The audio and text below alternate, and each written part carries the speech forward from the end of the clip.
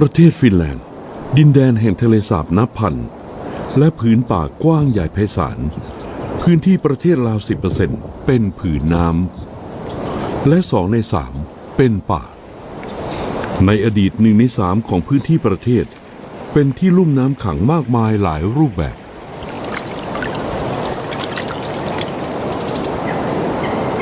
ที่ลุ่มน้ำขังซึ่งมีทั้งป่าและทะเลสาบเป็นระบบนิเวศที่มีเอกลักษณ์เป็นที่พึ่งพาให้กับพืชและสัตว์น้อยใหญ่นานาชนิด